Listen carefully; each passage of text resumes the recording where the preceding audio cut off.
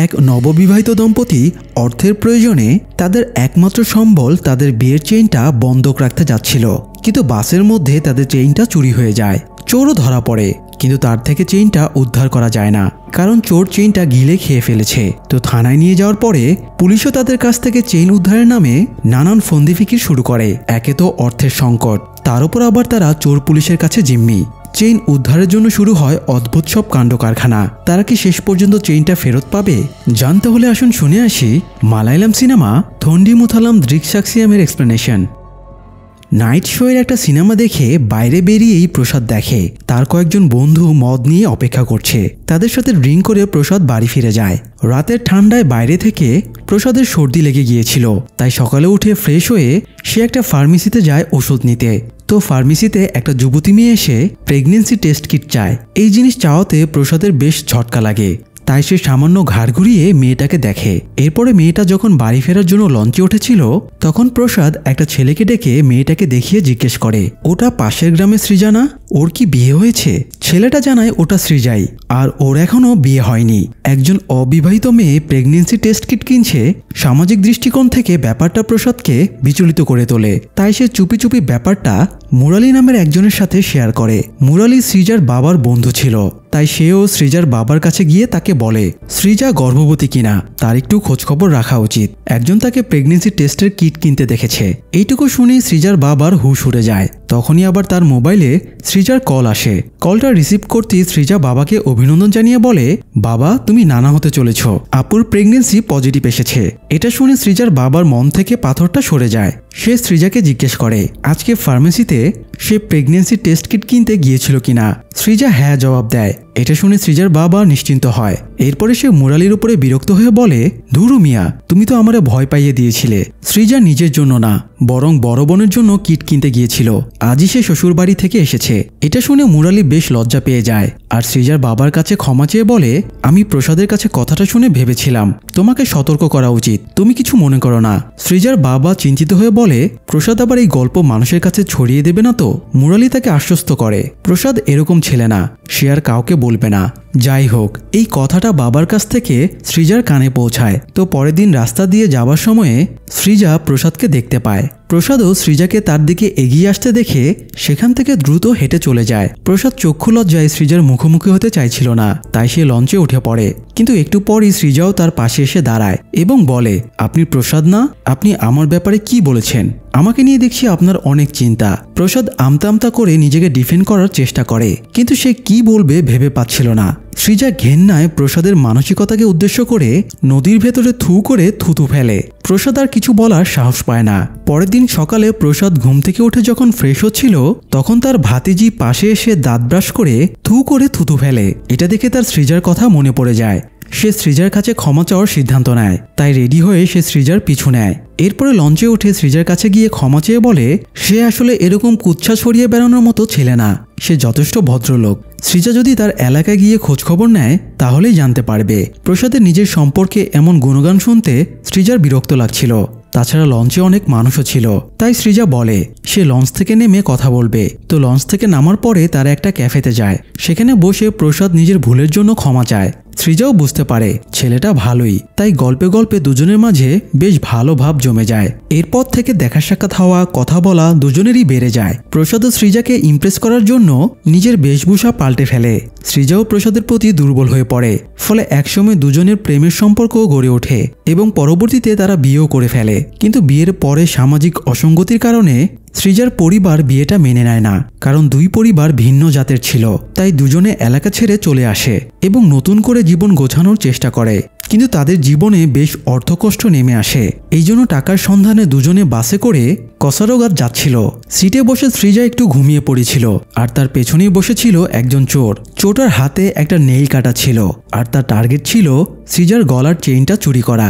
চোরটা প্রথমে নেইল কাটার দিয়ে সৃজার ঘাড়ে স্পর্শ করে, তবুও সৃজার কোনো অনুভূতি না দেখে সে আবার আস্তে করে নেইল কাটার দিয়ে চেইনটা কেটে ফেলে।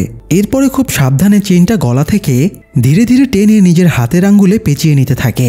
কিন্তু শেষ পর্যায়ে এসে সৃজা জেগে যায় আর গলার চেইন নেই দেখে আটকে ওঠে। ততক্ষণে চোরটা পুরো চেইন হাতের ভেতরে নিয়ে ফেলেছিল। সৃজা তার দিকে তাকাতেই সে টপ করে চেইনটা মুখের ভেতরে নিয়ে গিলে ফেলে। সৃজাও চিৎকার শুরু করে দেয়, আমার চেইন খেয়ে নিল। চিৎকার শুনে বাসের যাত্রীরা এগিয়ে আসে। কেউ কেউ চোরটাকে মারধরও করে। তাকে হা করিয়ে মুখের ভেতরে লাইটও মেরে দেখা হয়, কিন্তু চেইনটা দেখা যায় না। তাই বাসশুদ্ধ সবাইকে থানায় নিয়ে আসা হয়। বাকি যাত্রীদের থানার বাইরে সার্চ করা হলেও চোরটাকে প্রধান সন্দেহভাজন হিসেবে থানার ভেতরে নিয়ে যাওয়া হয়। তো পুলিশ প্রসাদকে তাদের নিজেদের ব্যাপারে জিজ্ঞেস করে। প্রসাদ এবং সৃজা জানায় বিয়ের পরে নিজেদের শহরে থাকা তাদের জন্য কঠিন হয়ে পড়েছিল, তাই তারা শহর ছেড়ে এসে কাছেই একটা গ্রামে থাকতে শুরু করেছে। এখানে তামাক চাষ করে তারা সংসার চালানোর পরিকল্পনা করেছিল। তো তামাক চাষের জন্য তারা একটা জমি কিনেছে, কিন্তু সমস্যা হলো চাষের জন্য তারা পানি পাচ্ছে না। দুবার তারা গভীর কূপ খনন করে বোরিং বসানোর চেষ্টা করেছে, তবুও তারা পানি পায়নি। তাই সৃজার গলার চেইনটা বন্ধক রেখে কিছু টাকার ব্যবস্থা করার জন্য তারা কোসারোগাত যাচ্ছিল। এই চেইনটাই তাদের একমাত্র সম্বল। পুলিশের এসআই প্রসাদ আর সৃজার আইডি চেক করে, এরপরে তাদের দাবি বিশ্বাস করে নেয়। এরপর এসআই চোরটার কাছে তার আইডি চায়, কিন্তু চোরটা বলে তার কোনো আইডি নেই। এসআই বিরক্ত হয়ে চোরটার নাম জিজ্ঞেস করলে সে বলে তার নামও প্রসাদ, একেবারে প্রসাদ বনাম প্রসাদ। তাই পুলিশের কাছে এবার কেসটা বেশ ইন্টারেস্টিং লাগে। এসআই চোরটাকে জিজ্ঞেস করে সে কি করে। চোরটা জানায় সে একটা হোটেলে কাজ করত, সে হোটেলে পরোটা বানাতো। এটা শুনে এসআই তার হাত চেক করে বলে হাত দেখে মনে হচ্ছে না সে জীবনে পরোটা বানিয়েছে। চোরটা তখন বলে সে 3 মাস আগে পরোটা বানানো ছেড়ে দিয়েছে, তার আইডি কার্ড ছিল না, তাই পুলিশ অনেক ঝামেলা করত। এই জন্য হোটেলের কাজ থেকে তাকে ছাড়িয়ে দিয়েছে। তো পুলিশ এবার চোরটাকে তার গ্রামের বাড়ি কোথায় সেটা জিজ্ঞেস করে। চোরটা জানায় তার গ্রামের বাড়ি পালুরথিতে। পুলিশ এবারও তার মিথ্যে ধরে ফেলে এবং বলে তোর কথাবার্তার টোনে তো মনে হচ্ছে না তুই পালুরথি বা তার আশেপাশে কখনো থেকেছিস। তখন চোরটা বলে সে পালুরথিতে জন্মেছে, কিন্তু দীর্ঘদিন সে বোম্বেতে ছিল। পুলিশেরা এবার হেসে ওঠে এবং খোঁচা দিয়ে বলে এই তো দেখছি ইন্টারন্যাশনাল মাল। যাই হোক, চোরটা এবার নিজেকে ডিফেন্ড করতে বলে সে ঘুমাচ্ছিল, হঠাৎ আওয়াজ শুনে জেগে ওঠে। তখনই লোকজন এসে তাকে মারতে শুরু করে। আসলে সে কিছুই করেনি। মারের কথা শুনে এসআই ক্ষেপে যায় আর সবার উদ্দেশ্যে জিজ্ঞেস করে কে মেরেছে ওকে। একটা ছেলে আর একজন বরখা পরা মেয়ে এগিয়ে আসলে এসআই তাদের বকতে শুরু করে আর বলে আপনারা কি ওকে চেইন চুরি করতে বা গিলে ফেলতে দেখেছেন? দুজনেই দেখেনি বললে পুলিশ তাদের আরো বেশি করে বকা দেয় এবং জিজ্ঞেস করে তাহলে ওকে কিসের ভিত্তিতে মারলেন? আপনারা যদি সব বিচার করে ফেলেন তাহলে পুলিশের আবার কি দরকার? এসআই তাদের এক সাইডে সরিয়ে দিয়ে বাসের সব যাত্রীর উদ্দেশ্যে জিজ্ঞেস করে বাসের কেউ চোরটাকে চেইন চুরি করতে বা গিলে খেতে দেখেছে কিনা। সবাই উত্তর দেয় কেউ দেখেনি। চোরটাও বলে সৃজা হয়তো ঘুমের মধ্যে স্বপ্ন দেখেছিল, স্বপ্ন দেখে এরকম করেছে। কিন্তু সৃজা তার বক্তব্যে অনড়। সে একই কথা বলছিল, সে চোরটাকে চেইন গিলে খেতে দেখেছে। তাই এসআই এবার চোরকে সব স্বীকার করতে বলে। চোর স্বীকার না করায় এবার তার পেটে জোরে আঘাত করে। চোরটা ব্যথায় কুঁকড়ে উঠে মেঝেতে শুয়ে পড়ে। পুলিশ বাসের সব যাত্রীদের ডিটেলস লিখে রেখে সবাইকে যেতে দেয়, শুধু চোরটাকে আটকে রাখে। পুলিশ কেসটা নিয়ে খুব ক্যাচালে পড়ে যায়। একে তো চোরটার কোনো আইডেন্টিটি নেই, হতে পারে সে একজন রিফিউজি, তাই তাকে গ্রেফতার করে আটকে রাখলে পুলিশ ঝামেলায় পড়ে যেতে পারে। আবার কেসটা নিয়ে এসেছে একজন মেয়ে, এছাড়া অনেকে ঘটনার ব্যাপারে অবগত, তাই কেসটা না নিলেও তাদের সমস্যা। এই জন্য পুলিশ এখনই চোরটাকে গ্রেপ্তার দেখাবে না বলে সিদ্ধান্ত নেয়। তারা আজ রাতে চোরটাকে থানাতেই রাখবে, কাল সকালে সে বাথরুম করলে দেখবে মলের সাথে চেইন বের হচ্ছে কিনা। সেটাতেও কাজ না হলে তাকে কোষারোগত নিয়ে মেডিকেল চেক আপ করাবে। এরপরে পুলিশ অ্যাকশন নেবে। তো পুলিশ নিজেদের মধ্যে আলোচনা শেষ করে এসআই চন্দ্রন, সৃজা এবং প্রসাদকে বলে যেহেতু চোরটার বিরুদ্ধে অকাট্য কোনো প্রমাণ নেই, কোনো মানুষ তাকে চুরি করতে দেখেও নি, এমনকি সৃজা নিজেও তাকে চেইন চুরি করতে দেখেনি, শুধুমাত্র মুখে কিছু একটা দিয়ে সেটা গিলতে দেখেছে। তাই এত কনফিউশন রেখে তারা যদি চোরটাকে গ্রেফতার করে আর যদি সে নির্দোষ হয় তাহলে তাদের চাকরি নিয়ে টানাটানি পড়ে যাবে। এই জন্য চন্দ্রান আজকের রাতটা চোরটাকে থানায় নজরবন্দিতে রাখার কথা বলে। কাল সকালে যদি তার মলের সাথে চেইন বের হয় তাহলে বোঝা যাবে সে আসলেই চুরি করেছে কিনা। আর কোনো উপায় না থাকায় প্রসাদ আর সৃজাও রাজি হয়ে যায়। তবে সমস্যা হলো এখানে আসামিদের জন্য সরকারি বরাদ্দ তেমন থাকে না, তাই জিডির কাগজপত্রের খরচ প্রসাদকেই বহন করতে হবে। এই জন্য এএসআই চন্দ্রন প্রসাদকে থানার সামনে একটা দোকানে পাঠায় আর সাজেশন দেয় সে যেন দোকানে গিয়ে বলে তাকে থানায় থেকে পাঠানো হয়েছে, তাহলেই দোকানদার বুঝে যাবে তাকে কি কি দিতে হবে। তোর প্রসাদ তখনই কাগজপত্র নিতে বেরিয়ে যায় আর সৃজা বসে রাগী চোখে চোরটাকে দেখতে থাকে। চোরটা সৃজাকে ইশারা করে বলে কি আপা, হুদাই আমাকে ভুলভাল অপবাদ দিয়ে ফাঁসিয়ে দিচ্ছেন। সৃজা এবার বেশ রেগে যায় আর উঠে এসে চোরটাকে কঠিন গলায় বলে আমার চোখের দিকে তাকিয়ে বলেন তো আপনি সত্যিই আমার চেন চুরি করেননি। চোরটা একদম শান্ত স্বাভাবিকভাবে সৃজার দিকে তাকিয়ে বলে, না আমি চুরি করিনি, ঘুমের মধ্যে আপনি কোনো স্বপ্ন দেখেছেন। সৃজা এবার আরো রেগে যায় এবং চিৎকার দিয়ে ওঠে। তখন পুলিশ তাকে সেখান থেকে সরিয়ে দেয়। এদিকে প্রসাদ দোকান থেকে কাগজপত্র আনার পরে এএসআই চন্দ্রন সৃজার চেইন হারিয়ে যাবার একটা সাধারণ ডায়েরি করে রাখে। এরপরে খাওয়া দাওয়া করা হলে প্রসাদ সৃজাকে বাড়ি ফেরার জন্য বাসে তুলে দেয়। বাসে তুলে দেবার সময়ে প্রসাদ সৃজাকে বলে, এটা আমাদের বিয়ের চেইন ছিল, তাই তোমার আরেকটু সাবধান থাকা উচিত ছিল। সৃজা এবার প্রসাদের দিকে নীরব চোখে তাকিয়ে কিছু না বলে বাসে উঠে বসে আর প্রসাদ থানাতেই থেকে যায়। বাসে ফেরার সময় সৃজার পুরনো কথাগুলো মনে পড়ে। রিলেশন চলা অবস্থায় একদিন বাজার থেকে ফেরার সময়ে সৃজার মা একজনের কাছে তাদের রিলেশনের কথা জেনে যায়। তাই অন্য জাতের ছেলের সাথে সম্পর্কে জড়ানোর কারণে সৃজার মা বাড়ি ফিরে সৃজাকে মারতে শুরু করে। মার হাত থেকে বাঁচতে এক পর্যায়ে সৃজা বাথরুমে ঢুকে দরজা বন্ধ করে দেয় আর ভেতর থেকে চিৎকার করে বলে তার আর প্রসাদের মাঝে সবকিছু হয়ে গেছে। এটা শুনে সৃজার মা নিজের কপাল চাপড়াতে থাকে। কিছুক্ষণ পরে পরিস্থিতি শান্ত হলে সৃজা বাথরুম থেকে আস্তে করে বেরিয়ে আসে। তখনই আবার সৃজার বাবা খবর পেয়ে বাড়ি ফেরে। বাবাকে দেখে সৃজা আবারও বাথরুমে ঢুকে পড়ে। বাবা অনেক ডাকা সত্ত্বেও ভয়ে সে দরজা খুলছিল না, তাই তার বাবা দরজা ভেঙে ফেলে এবং সৃজাকে আরেক দফা মারধর করে। এরপরে সৃজা প্রসাদের সাথে দেখা করে জানায় তাকে টর্চার করা হচ্ছে। এ সময় সেখানে মুরালিও উপস্থিত ছিল। মুরালি তাদের কোনো মন্দিরে গিয়ে বিয়ে করে ফেলার পরামর্শ দেয়। প্রসাদও ভাবে সৃজা বাড়িতে থাকলে হয়তো তাকে টর্চার করে মেরে ফেলবে, তাই সে সৃজাকে নিজের বাড়িতে নিয়ে আসে এবং বিয়ের প্রস্তুতি নেয়। প্রসাদের বাড়ির সবাই অবশ্য সৃজাকে সাদরেই গ্রহণ করে নেয়। সেই রাতেই সৃজার বাবা এসে প্রসাদের সাথে দেখা করে আর বলে সৃজা যেভাবে তাদের মান সম্মান সব ধুলোয় মিশিয়ে দিল, তাতে তারা আর এই এলাকায় থাকবে না। সে সৃজার মাকে নিয়ে এলাকা ছেড়ে চলে যাবে। যদিও প্রসাদ বুঝতে পারে সৃজার বাবা মা অনেক কষ্ট পেয়েছে, কিন্তু তারই বা কি করার। তো পরের দিন তাদের মোটামুটি আনুষ্ঠানিকতার সাথে বিয়ে হয়ে যায়। এই বিয়েতেই প্রসাদ সৃজার গলায় চুরি যাওয়া চেইনটা পরিয়ে দিয়েছিল। যাই হোক, এসব ভাবতে ভাবতে সৃজা বাড়ি পৌঁছে যায় এবং রাতে ঘুমিয়ে পড়ে। এদিকে প্রসাদ চোরের সাথে থানায় একটা বেঞ্চে বসেছিল আর চোরটাকে পাহারা দিচ্ছিল। তো মাঝরাতে চোরটা উপরতলা থেকে নিচে নেমে আসে। প্রসাদ ভাবে চোরটা পালিয়ে যাচ্ছে নাকি, এই ভেবে দৌড়ে সেও নিচে নেমে আসে। নিচে এসে দেখে চোরটা কনস্টেবলকে বলছে সে প্রস্রাব করবে। তো কনস্টেবল থানার গেট খুলে দিয়ে তাকে বাইরে গিয়ে প্রস্রাব করতে বলে। চোরটাও বাইরে চলে যায়। এটা দেখে প্রসাদ বেশ অবাক হয়। সেও বাইরে গিয়ে চোরের পাশে দাঁড়িয়ে পড়ে। প্রস্রাব করা শেষ হলে চোরটা এদিক সেদিক তাকিয়ে প্রসাদকে বলে, আমি যদি এখন দৌড় দেই আপনি কি আমাকে ধরতে পারবেন? কথাটা শুনে প্রসাদ বেশ ঘাবড়ে যায়। চোরটা তাকে আরো ঘাবড়ে দিতে পালানোর ভান করে। প্রসাদও আতঙ্কে তাকে ধরে ফেলার জন্য ঝুঁকে আসে।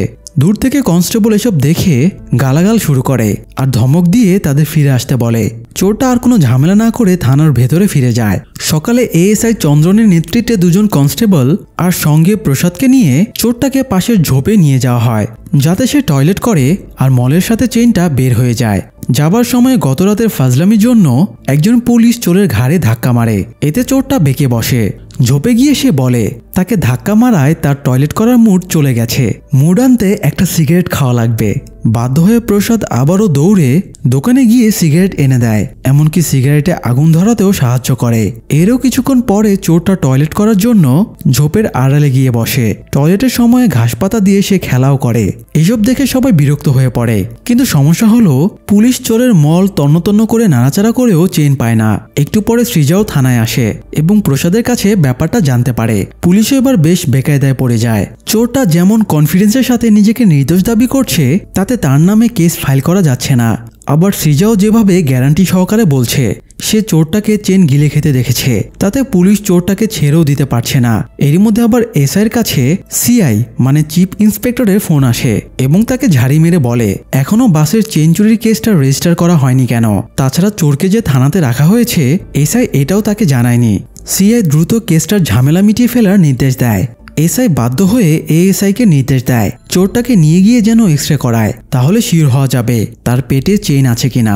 তো যাওয়া আসা, এক্সরে করা এসবের জন্য পুলিশকে এক্সট্রা কোনো সরকারি অর্থ বরাদ্দ দেওয়া হয়নি। তাই এই খরচের ভার প্রসাদের উপরে চাপিয়ে দেওয়ার জন্য এএসআই চন্দ্রন বাইরে এসে ভং ধরে প্রসাদ আর সৃজাকে বলে এই কেসের যা অবস্থা তাতে কেসটা ক্যান্সেল হয়ে যাবে, তাই চোরকে অভিযুক্ত করার জন্য একটা উপায় আছে, চোরটাকে এক্সরে করিয়ে দেখতে হবে। তারা যদি রাজি থাকে তাহলে এএসআই চন্দ্রন এসআই স্যারকে এক্স-রে পারমিশনের জন্য রিকোয়েস্ট করবে।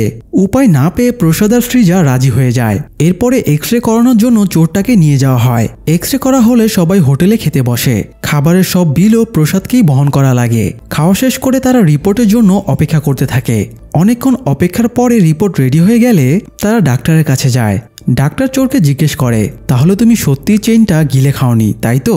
চোরটা ফুল কনফিডেন্সের সাথে বলে, না স্যার, আমি চেইন খাইনি। তখন ডাক্তার এক্স-রে রিপোর্টে পেটের কাছে চেইনটা দেখিয়ে জিজ্ঞেস করে, তাহলে এটা কি? প্রসাদ আর সৃজা দুজনেই এবার কানাঘুষা শুরু করে, আর চোরটা তাদের দিকে তাকিয়ে ফ্যালফ্যাল করে হাসতে থাকে। মানে ধরা পড়ার পরেও তার মধ্যে কোনো অনুশোচনা নেই। যাই হোক, এরপরে চোরটাকে থানায় নিয়ে আসা হয়। সেলে ঢুকিয়ে এসআই প্রথমেই তার পেটে জোরে মারে। সে আবারও পেট ধরে কুঁচকে মেঝেতে বসে পড়ে। এরপরে এসআই একজন এএসআইকে বলে, এই হারামজাদা পুলিশকে যে পরিমাণ জ্বালিয়েছে তাতে চুরির না, বরং তার নামে যেন ডাকাতির কেস ফাইল করা হয়, আর এর জন্য যেন আরও সাক্ষী ম্যানেজ করা হয়। এএসআই বলে, বাসের যে দুজন চোরটাকে মেরেছিল পুলিশ তাদের আইডি কার্ড রেখে দিয়েছে, তাদেরকেও তারা সাক্ষী হিসেবে ইউজ করবে। তো এএসআই বাইরে এসে চন্দ্রনকে বলে, যেহেতু চন্দ্রন কেসটা রেকর্ড করেছিল তাই সে যেন কেসটাকে চুরি না দেখিয়ে ডাকাতি দেখায়, আর তাকে গতকালকে গ্রেপ্তার না দেখিয়ে যেন আজকে গ্রেপ্তার দেখায়। বাকিটা এসআই স্যার সামলে নেবে। তাছাড়া কেসটা নিয়ে যখন পত্রিকায় লেখা হবে তখন এসআই স্যারের রেপুটেশনও বেড়ে যাবে, সেই সাথে এএসআই চন্দ্রনেরও বেশ নাম হবে। যেহেতু সে নিজেও কেসটা হ্যান্ডেল করেছে তাই চন্দ্রন কেসটা চুরি থেকে ডাকাতি হিসেবে সাজানোর জন্য রাজি হয়ে যায়। এদিকে চোরটা প্রসাদ আর সৃজার কাছে গিয়ে বলে, তাদের তো কোর্ট কাচারির ব্যাপারে ধারণা নেই, কেসটা কোর্টে উঠলে এই চেনটা ফেরত পেতে তাদের 1-1.5 বছর লেগে যাবে, তাই তারা যেন চোরটাকে 5,000 টাকা দিয়ে ব্যাপারটা সেটেল করে ফেলে। সৃজা রাগ করে বলে, সে যদি চেন ফেরত নাও পায় তবুও সে তাকে জেলের ভাত খাওয়াবে। চোরটা হতাশ হয়ে প্রসাদকে বলে, ভাই তুমি এই মেয়েকে সামলাও কেমনে?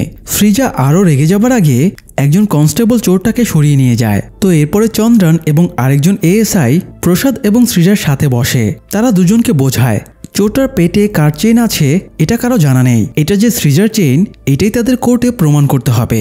চোরটা কোর্টে গিয়ে যদি বলে এই চেনটা তার স্ত্রীর, পাশাপাশি সে যদি চেন কেনার একটা ফেক রসিদ দেখায় তাহলে সে তো ছাড়া পাবেই, সাথে প্রসাদ আর সৃজা ঝামেলায় পড়ে যাবে। তাই পুলিশ তাদেরকে বলে কেসের স্টেটমেন্টে কিছু চেঞ্জ করতে হবে। সৃজাকে নিজের সাক্ষ্য মডিফাই করে বলতে হবে চোরটা তার গলা থেকে টান দিয়ে চেইনটা ছিনিয়ে নিয়েছিল, আর এটা সৃজা এবং প্রসাদ উভয়ই স্পষ্টভাবে দেখেছে। এরপরে চোরটা চেইনটা নিয়ে বাস থেকে নেমে পালিয়ে যায়। পরের দিন পুলিশ চোরটাকে অনেক খুঁজে ধরে নিয়ে আসে। তো পুলিশের এমন সাজানো মামলা দেখে প্রসাদ একটু নার্ভাস হয়ে বলে, এরকম সাক্ষ্য দিলে পরবর্তীতে তাদের কোনো সমস্যা হবে কিনা। এএসআই তাকে আশ্বস্ত করে বলে, পুলিশ এই জন্য ডাকাতির কেস দিচ্ছে যাতে চোরটার উপরে স্ট্রং চার্জশিট দেওয়া যায়, এতে সে সহজে মামলার ফাঁকফোকর দিয়ে বেরিয়ে যেতে পারবে না। তো এবার দুজনেই পুলিশের কথায় রাজি হয়ে যায়। এরপর চোরটাকে তার নাম ধাম পরিচয় ঠিকানা ইত্যাদি জিজ্ঞেস করে সেই অনুযায়ী পুলিশ ইচ্ছে মতো চার্জশিট লিখতে থাকে। প্রশ্নের সময়ে চোরের সহজ সরল সব উত্তর শুনে পুলিশেরা তাকে নিয়ে ঠাট্টা মস্করাও করে। তো চার্জশিট লেখার পরে চোরটাকে সাইন করতে দেওয়া হয়। চোরটা চার্জশিট দেখে বলে, স্যার চুরিকে ডাকাতি বানিয়ে দিলেন, এটা কি ঠিক হলো? এএসআই চন্দ্রন কোনো উত্তর না দিয়ে তাকে দিয়ে সই করিয়ে নেয়। এদিকে প্রসাদ আর সৃজা বাড়ি ফিরে আসে। প্রসাদ বাড়িতে ঢোকার সময় বলে, কেস কোর্টে উঠলে 5 থেকে 6 মাসের আগে তারা আর চেইনটা ফেরত পাবে না। এছাড়া তাদের একজন উকিলও হায়ার করা লাগবে, এতে অনেক টাকাও নষ্ট হবে। চেইনটা বন্ধক রেখে সেই টাকা দিয়ে কূপ খননের কথা ছিল, সেটা হয়তো আর হবে না, তাই এই বছরে তাদের আর চাষাবাদও করা হবে না। সৃজা বুঝতে পারে প্রসাদ ইনডিরেক্টলি চোরের সাথে সেটেলমেন্ট করার কথা বলছে, তাই সে রেগে গিয়ে বলে, যা কিছুই ঘটুক সে চোরের সাথে কোনো আর্গুমেন্ট করবে না, সে এর শেষ দেখে ছাড়বে। এছাড়া সে চেইনটা ফেরত পাওয়ার পরেও সেটা আর কখনো পরবে না। যেটা চোরের পাকস্থলীর ভেতরে ছিল সেটা গলায় পরার মতো রুচি তার নেই। প্রসাদ বলে, সৃজা এভাবে কেন ভাবছে? এটা তাদের বিয়ের চেইন, সে নিজ হাতে সৃজাকে পরিয়েছে, তাই চেইনটার উপরে রেসপেক্ট থাকা উচিত। সৃজা এবার খুব রেগে যায় আর বলে, গতকাল বাসে তুলে দেবার সময়ে তুমি আমাকে বলেছ আমার অসাবধানতার জন্যই চোর চেইনটাকে চুরি করেছে। একজন প্রফেশনাল চোর আমার ঘুমের মধ্যে চেইন চুরি করে নিয়েছে, এটা কি আমার দোষ? আমি কিভাবে জানবো ওর মনের মধ্যে কি চলছিল? প্রসাদ সৃজাকে শান্ত করার চেষ্টা করে এবং বলে সে টেনশনে মুখ ফসকে ওটা বলে ফেলেছে, কারণ চেইনটা তাদের জন্য গুরুত্বপূর্ণ। সৃজা বলে তাদের ভালোবাসার চেয়ে গুরুত্বপূর্ণ আর কিছুই নেই। প্রসাদ সৃজাকে শান্ত করে নেয়। এরপরে সৃজা বলে সে সে কূপ খননের জন্য বোনের কাছ থেকে টাকা নেবে। প্রসাদ বলে তার দরকার নেই, সে তার ভাইকে বলে নিজের সম্পত্তির 5% শেয়ার বিক্রি করে দেবে। যাই হোক, সকালে দুজনে ঘুম থেকে উঠে থানায় যাওয়ার জন্য রেডি হচ্ছিল। তখন সৃজার বাবার ফোন আসে। সৃজার বাবা বলে তাদের কি এলাকাতে ব্যাক আসার কোনো প্ল্যান আছে কিনা, তারা যেন এখনই এলাকাতে ফিরে না আসে, আরও 2-3 বছর যাক, পরিস্থিতি শান্ত হোক, তখন যেন তারা এলাকায় ফিরে আসে। আপাতত কোনো টাকা পয়সা লাগলে তারা যেন চায়, তিনি টাকার ব্যবস্থা করে দেবেন। সৃজা বাবার উপরে রেগে বলে তার আর দরকার হবে না, তিনি নিজের রেপুটেশন নিয়েই থাকুক, তারা এখানে ভালোই আছে। এই বলে সে ফোনটা কেটে দেয়। এদিকে চোরটাকে কোর্টে তোলার জন্য সব প্রসিডিউর কমপ্লিট করা হয়। তো কোর্টে যাবার আগে তাকে আবারও জঙ্গলের ঝোপে টয়লেট করতে নিয়ে যাওয়া হয়। ততক্ষণে প্রসাদ আর সৃজাও থানায় পৌঁছে যায়। সৃজাকে থানায় বসতে বলে প্রসাদও জঙ্গলের ভেতরে যায়। চোরে টয়লেট করছিল আর পুলিশেরা দূরে দাঁড়িয়েছিল। প্রসাদ এএসআই চন্দ্রনকে জিজ্ঞেস করে চেইনটা ব্যাক পেতে তাদের কতদিন সময় লাগবে। এএসআই চন্দ্রন বলে ডাকাতের কেস তো বেশি দিন সময় লাগবে না, 1-1.5 বছরের মধ্যেই কোর্টের ফয়সালা শেষে সে চেইন ফেরত পেয়ে যাবে। এটা শুনে প্রসাদ বেশ আপসেট হয়ে যায়। তারা কথা বলছিল, এই সময়ে আরেক অঘটন ঘটে যায়। চোরটা আচমকা টয়লেট করে উঠে বউ দৌড় দেয়। ঘটনার আকস্মিকতা সামলে পুলিশও তাকে তাড়া করে। মুহূর্তেই থানায় অ্যালার্ট করে দেওয়া হয়। পুরো ফোর্স চোরটাকে তাড়া করতে শুরু করে, সাথে প্রসাদও তাকে প্রাণপণে তাড়া করছিল। একসময় সবাই তাকে ঘিরেও ফেলে, কিন্তু চোরটা সবাইকে ধাক্কাধুক্কি দিয়ে আবারও পালিয়ে যায়। এক পর্যায়ে সবাই ক্লান্ত হয়ে পড়ে আর চোরটাও চোখের আড়াল হয়ে যায়। এসআই থানায় এসে সৃজাকে সান্ত্বনা দিয়ে বলে চিন্তা করবেন না, এখনই পুলিশ চোরটাকে ধরে ফেলবে। এরপরে এসআই চন্দ্রনকে ফোন দিয়ে বলে এই অঘটনের সব দায়ভার তাকেই নেওয়া লাগবে। যদি চোরটাকে ধরা না যায় তাহলে চন্দ্রনকেই বলির পাঠা বানানো হবে। চন্দ্রন হতাশ হয়ে মাথায় হাত দিয়ে বসে পড়ে। এদিকে অনেকক্ষণ ধরে পালাতে পালাতে একসময় চোরটা পেছনে তাকিয়ে দেখে তার আশেপাশে কেউ নেই, তাই ভাবে হয়তো সে সেফ জোনে চলে এসেছে। সামনে একটা ফাঁকা বাড়ি দেখে সে বাড়ির আঙিনায় ঢুকে পড়ে। বাড়িতে ড্রামে ভরা পানি ছিল। সে ড্রাম থেকে পানি তুলে গোসল করতে শুরু করে। গোসল শেষ করে আবারও জঙ্গলের দিকে চলে যায়। অন্যদিকে সিআই খবর পেয়ে থানায় চলে আসে। যদিও এসআই বকা খাওয়ার ভয়ে আগেই চোর খোঁজার অজুহাতে থানা থেকে বেরিয়ে গিয়েছিল। সিআই থানায় এসে গরম দেখাতে শুরু করে। যারা তখনও থানায় ছিল সবাইকে সাসপেন্ড, ট্রান্সফার, বোনাস কেটে নেওয়ার হুমকি দেয়। সে এসআইকেও ফোন দিয়ে হুমকি ধামকি দেয় আর দ্রুত সিআইয়ের সামনে এসে কৈফিয়ত দেওয়ার নির্দেশ দেয়। এসআই কপাল চাপড়াতে শুরু করে। সামান্য একটা চোর যে পুরো পুলিশ ফোর্সের নাজেহাল অবস্থা করে ছাড়বে কে জানতো। যাই হোক, পুলিশ ক্লান্ত হয়ে হাল ছেড়ে দিলেও প্রসাদ তখনও জঙ্গলের ভেতরে চোরটাকে খুঁজে বেড়াচ্ছিল। হঠাৎ সে চোরটাকে পালাতে দেখতে পেয়ে তাকে আবারও তাড়া করে। এক পর্যায়ে সে চোরটাকে ধরেও ফেলে। দুজনে হাতাহাতি করতে গিয়ে গড়িয়ে একটা নালার ভেতরে পড়ে। চোরটা অনেকক্ষণ পালানোর চেষ্টা করে, কিন্তু প্রসাদ তাকে শরীরের সব শক্তি দিয়ে ধরেছিল। চোরটা প্রসাদকে মারার জন্য একটা আধলা ইট তোলে, কিন্তু প্রসাদ তখন অসহায় হয়ে বলে আমার চেইনটা আমাকে প্লিজ ফিরিয়ে দিন। প্রসাদের অসহায় চেহারা দেখে চোরটা আর তাকে কিছু করে না, সেও নিজেকে আত্মসমর্পণ করে দেয়। অবশেষে অনেক দৌড়ঝাঁপের পরে চোরটাকে ধরে থানায় নিয়ে আসা হয়। এতক্ষণ পুলিশকে এভাবে কুত্তাদর করানোর জন্য সবাই চোরটার উপরেই খেপেছিল, তাই লকারে ঢুকিয়ে মারধর করতে শুরু করে। সিআই এগিয়ে এসে চোরটাকে জিজ্ঞেস করে সে পালালো কেন।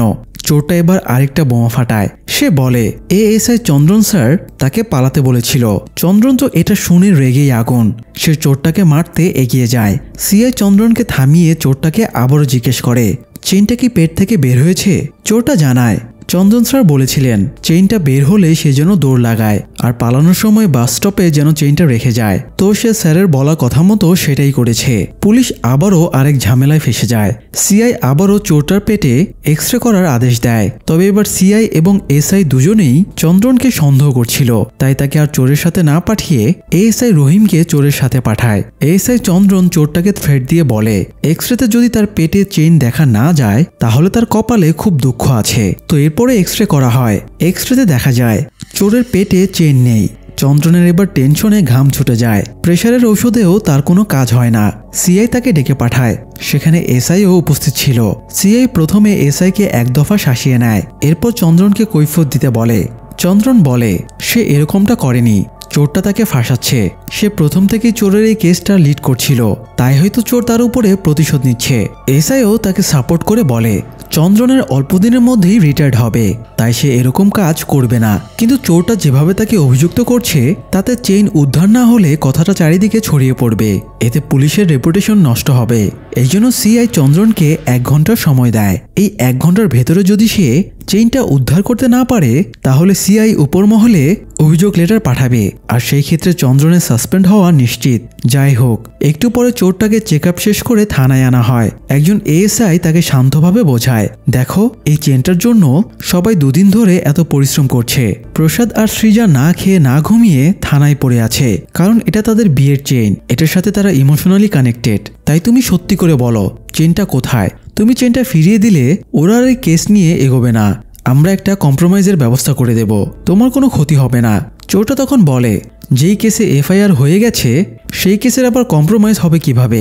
এএসআই আবার রেগে যায় আর বলে, এই হারামজাদা তো দেখছি সব নিয়মকানুনই জানে। তবুও নিজের রাগকে সংযত করে সে আবারও চোরটাকে বুঝিয়ে বলে, সে চেন ফিরিয়ে দিক বা না দিক, অন্তত সত্যি কথাটা বলুক, সে চন্দ্রন স্যারকে কেন ফাঁসাচ্ছে। চোরটা এবার জোরে চিৎকার করে বলে, সে চন্দন স্যারের কথা মতোই এগুলো করেছে। এবার পুলিশ রেগে গিয়ে তাকে মারধর শুরু করে। চন্দ্রন উঠে গিয়ে কয়েকটা কলম চোরের হাতের 2 আঙ্গুলের মাঝে রেখে জোরে চাপ দেয়। চোরটা গগন বিদারী চিৎকার করে ওঠে। চিৎকার শুনে বাইরে বসে থাকা প্রসাদ আর সৃজা দুজনেই চমকে ওঠে। মেয়ে কনস্টেবল একগাল হাসি দিয়ে বলে, ঘাবড়াবেন না, এগুলো নর্মাল, থানায় সবসময় এগুলো হয়। এদিকে টর্চার করার পরেও চোরটা একই কথা বলছিল। সে চন্দ্রনের কথা মতো দৌড় দিয়েছিল। এবার একজন রেগে গিয়ে চোরটাকে ধাক্কা মারে আর সে সেন্সলেস হয়ে যায়। সেন্সলেস হবার কথা শুনে সিআই ছুটে ওপরে চলে যায় আর চোখে মুখে পানি ছিটাতে বলে। পানি ছিটাতেই চোরটা চমকে জেগে ওঠে আর চিৎকার দিয়ে বলতে থাকে, আমাকে মারবেন না প্লিজ, আমি কিছু করিনি। এই বলে সে একটা টেবিলের নিচে ঢুকে পড়ে আর বের হতে চায় না। তাকে পা ধরে যতই টানাটানি করা হচ্ছিল সে ততই চিৎকার করছিল। নিচ থেকে চিৎকার শুনে সৃজার এবার বেশ খারাপ লাগে। সে সহ্য করতে না পেরে বাইরে চলে যায়। প্রসাদও উঠে গিয়ে সৃজাকে সামলায়। এদিকে এসআই সব পুলিশকে সরিয়ে দিয়ে বলে, ওর ওপরে এতটা নির্দয় হওয়া যাবে না। ওর যদি উল্টাপাল্টা কিছু হয়ে যায় তাহলে তাদেরও চাকরি বাঁচানো কঠিন হয়ে যাবে। তাই চোরটাকে ছেড়ে সবাই সরে আসে। তখন চোরের মুখে হাসি ফুটে ওঠে। আসলে সে ইচ্ছে করেই সবাইকে ঘাবড়ে দিতে এরকম করছিল। তো এসআই নিচে এসে প্রসাদ আর সৃজাকে বলে তারা কালকের মধ্যে চেন ফেরত পেয়ে যাবে, আপাতত যেন তারা বাড়ি ফিরে যায়। প্রসাদ এসআইকে বলে, আপনারা চোরটাকে এভাবে মারধর করবেন না। চেন যদি ফেরত পাওয়া না যায় সেটা আমাদের দুর্ভাগ্য, আমরা ভাগ্যকে মেনে নেব। এই বলে সে সৃজাকে নিয়ে চলে যায়। এদিকে একজন কনস্টেবল চন্দ্রনকে জানায় সে চোরের ফটো পুলিশের হোয়াটসঅ্যাপ গ্রুপে পোস্ট করেছিল। সেখানে পাহান্নুরের একজন পুলিশ তাকে শনাক্ত করেছে। চোরটা যেখানে থাকতো সেখানে তার নামে থানায় কখনো কোনো অভিযোগ আসেনি। এছাড়া সেখানকার সবাই তাকে বোবা বলে জানতো। সে নাকি কথা বলতে পারতো না, হয়তো সে ওখানে বোবার অভিনয় করে থাকতো।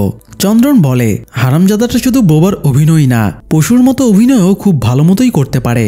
যাই হোক, বাড়ি ফিরে চন্দ্রন নিজের চাকরি আর রেপুটেশন নিয়ে খুবই চিন্তিত হয়েছিল।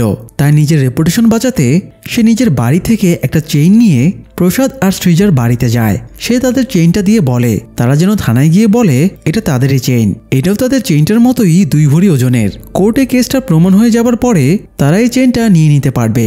কিন্তু প্রসাদ আর সৃজা জানায় তারা এই চেইনটা চায় না। এছাড়া এই কেসটা নিয়েও আর এগোবে না।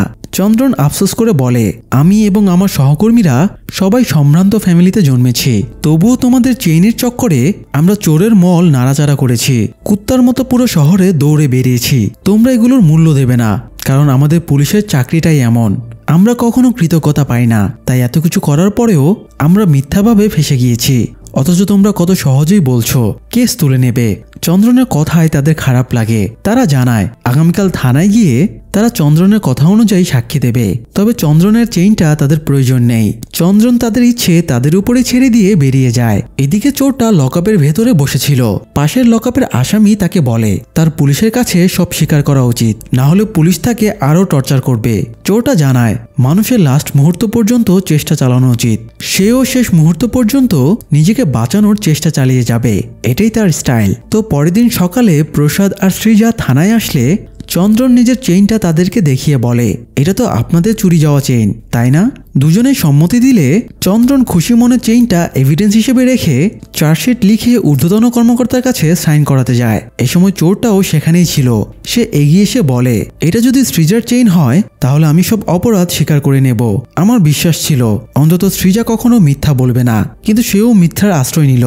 সৃজা রাগী গলায় চোরটাকে বলে তুমি আমাকে মিথ্যা বলতে বাধ্য করেছ। চোরটা এগিয়ে এসে বলে সে চেইনটা পুলিশের হাতে তুলে দেয়নি, কারণ এতে প্রসাদ এবং সৃজা চেইনটা আর সহজে ফেরত পেত না, অথচ তাদের আর্জেন্ট টাকার প্রয়োজন। এই জন্য চোরটা জানায় গতকাল পালানোর সময়ে নালার ভেতরে প্রসাদ যেখানে তাকে দ্বিতীয়বার শক্ত করে চেপে ধরেছিল সে ওখানে চেইনটা রেখে এসেছে। এরপরে চোরটা বলে তার নিজেরও টাকার প্রয়োজন ছিল, তাই সে এরকমটা করেছে। সে অনেকবার কাজের চেষ্টা করেছে কিন্তু ব্যর্থ হয়েছে, তাই সে এই পথ বেছে নিয়েছে। কিন্তু এখন থেকে সেও প্রসাদের মতন সঠিকভাবে বাঁচতে চায়, তাই সে অনুরোধ করে সৃজা যেন কোর্টে গিয়ে সত্যিটা বলে এবং সাক্ষী দেয় চন্দ্রনের দেওয়া চেইনটা তার না, তাহলে সে ছাড়া পেয়ে যাবে, না হলে তার 7 বছরের জেল হয়ে যাবে। ভালো মানুষ হয়ে বাঁচার আর কোনো উপায় তার থাকবে না। তো চোরের কথাটা তারা মেনে নেয়। প্রসাদ নালার ভেতরে খুঁজে চেইনটা পেয়ে যায়। এরপরে তারা নিজেদের জমিতে এবার বোরিং করে পানি তুলতে সক্ষম হয় এবং চাষাবাদ শুরু করে নিজেদের ভাগ্য বদলানোর চেষ্টা করে। এদিকে সৃজার সাক্ষীতে চোরটাও ছাড়া পেয়ে যায়। ছাড়া পেয়ে সে প্রসাদ এবং সৃজাকে ধন্যবাদ জানিয়ে চিঠি লেখে। এরপরে সে নতুন জীবনের খোঁজে বেরিয়ে পড়ে। সেই সাথে সিনেমার গল্পটাও এখানেই শেষ হয়ে যায়। দর্শক, এই ভিন্নধর্মী সিনেমার গল্পটি আপনাদের কেমন লেগেছে? এরকম আরও অনেক ভিন্নধর্মী সিনেমার গল্প পেতে চ্যানেলটি সাবস্ক্রাইব করে আমাদের পাশেই থাকুন। ধন্যবাদ।